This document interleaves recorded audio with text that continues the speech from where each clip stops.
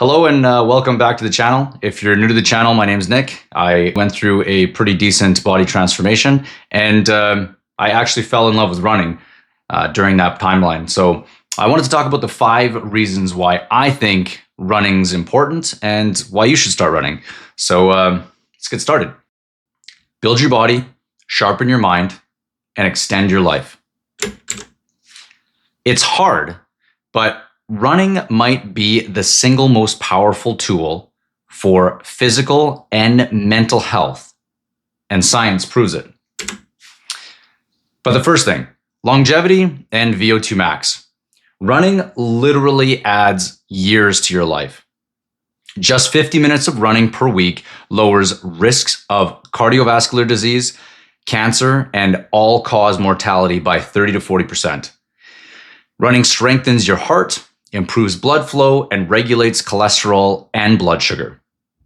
VO2 max. Your body's oxygen efficiency is considered one of the strongest predictors of all-cause mortality. You're not just training to run faster, you're training your heart, lungs, and mitochondria to make you live longer. So if you want to live longer, you got to start running.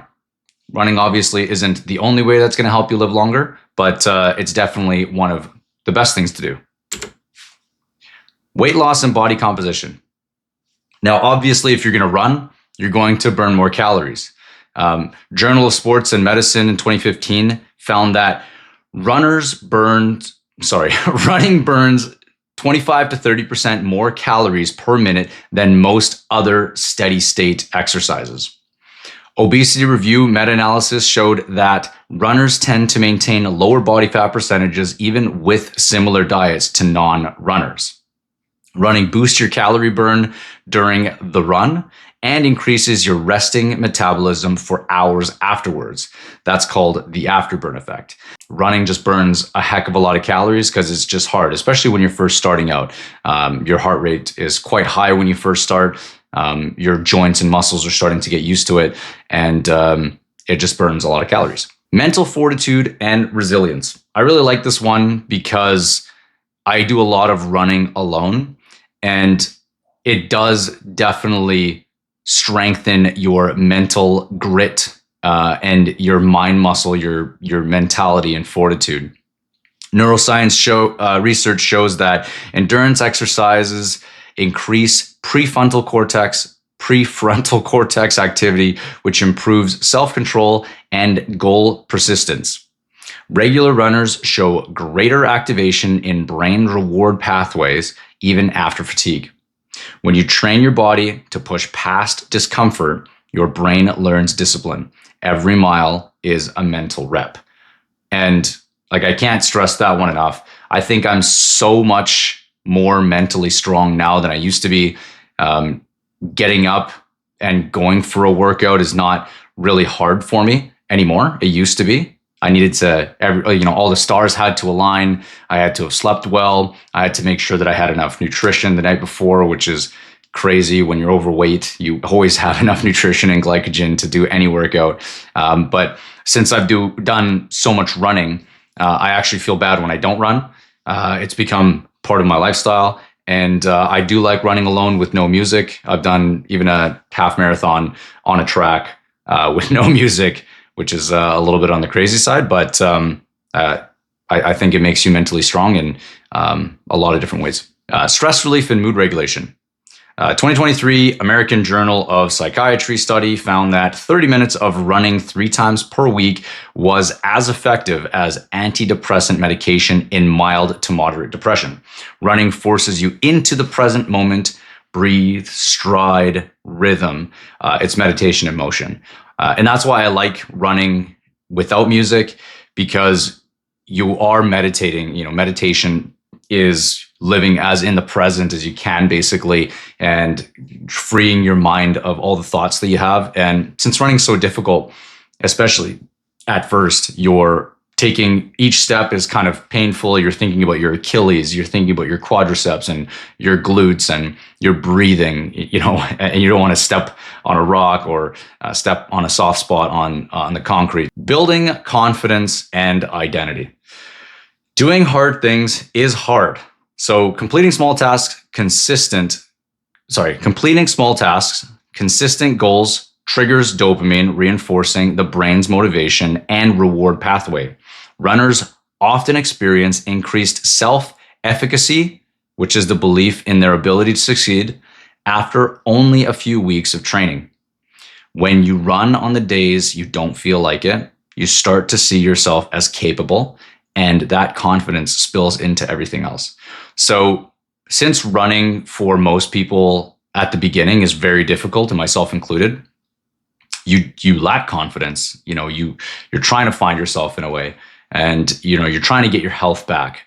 So once you complete one run, you have the confidence that you can complete another and another, and that definitely does bleed into other elements in your life, and more physical challenges, health challenges, and the confidence itself. Once you start to lose some body weight, you start to feel good about how you look and how you feel, and maybe you get yourself some matching running gear, and you enjoy the process, and you have the confidence to go out there, and now you can. You're sitting at the bench and you see someone jogging, and you can feel in your mind like, I used to not be able to do that. I used to wish that I could keep up with that person. And maybe now you're thinking, yeah, I could keep up with that person. I could run a 10K. I could run a half marathon. And that built up confidence bleeds into a lot of different things in your life. Now, things to think about. If you are brand new at running, there's no real reasons why you shouldn't start running if you can. Meaning, you have a decent set of knees on you. You're not so overweight that you can't run. And obviously for folks like that, there's other things that need to be sorted out first before you go for your first run. Start small, be consistent, and you'll reach your goals eventually. Listen to your body and don't overdo it. So I've gone from 0 kilometers to, I think I'm at almost 1,700 kilometers now since March. And I'm 100% injury free. The only thing that prevents me from running is when I have a little bit of soreness in my Achilles and the bottom of my foot. And obviously listening to your body, you just don't push it that day. So that might be a recovery run, or it'll be something a lot easier, like some cross training of some sort. I do hop on the bike.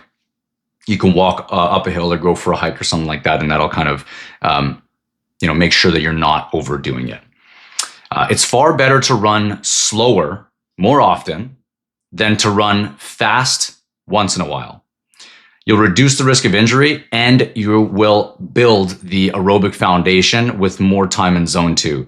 And that kind of resonates with me big time now, because with the high rocks training that I'm trying to do, my legs are so sore. I feel like such a baby talking about how sore my legs are, but they're so sore that it's hard to walk up and down stairs. It's hard to sit on the toilet, and it kind of bums me out because I can't even go out and run right now because my legs are so sore. My lungs feel fine. My cardio system feels fine. My feet, my calves, my joints, everything are good except for the pieces of body that covers my femur. It's just so sore, and it kind of feels bad that I can't build an aerobic base, and I've just fallen in love with running so much that it actually bums me out that I can't run. So make sure that you do things slow and consistent so you can do them and get into a rhythm and enjoy doing more of it more often. Because if you overdo it and injure yourself, you're going to kind of be like me in a sense that you might want to do it and want to continue to build that aerobic base, and you can't. Next thing is, don't compare your mileage to others. Think more about time spent under a specific effort. And the big reason I say this is because you could look at people online and say you want to start training for a 5K or a 10K, half marathon. You're going to see that these mileages online will creep up into, 60 to 100 kilometers a week.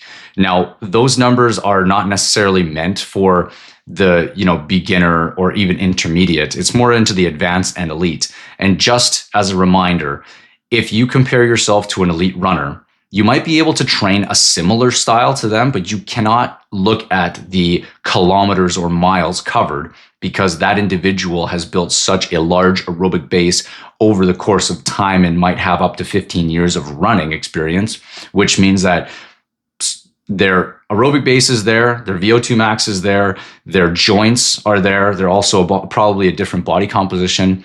They have trainers and coaches and nutritionists and perfect sleeping conditions.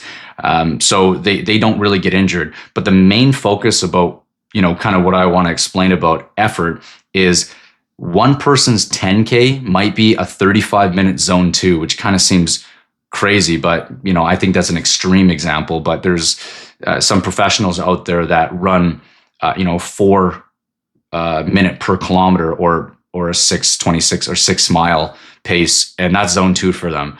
For me, zone 2 for me is a 6 kilometer pace, like a 5:45 kilometer pace. So that the pro that you're comparing yourself to, or that person you're comparing yourself to, is covering a larger distance in the same amount of time. So it's better to go out there and if you're first starting out, to do a 10 to 15 minute run in zone 2. But if you're starting to get into the more intermediate or advanced, don't necessarily try to cover a particular amount of mileage. It's better to think of it as, I'm going to do 40 minutes, 60 minutes, 90 minutes at a level of effort, because the distance that you cover will likely be different than another person that you're comparing yourself to. But anyway, those are my 5 large reasons why I think you should run. Everyone should run. It's hard. Track sessions kind of get fun when you go with people. It's fun to challenge yourself. And I'm 35 years old now, and I just picked up running, not as a midlife crisis, but it just helps me lose weight. It helps me with mental strength, and it helps me feel young.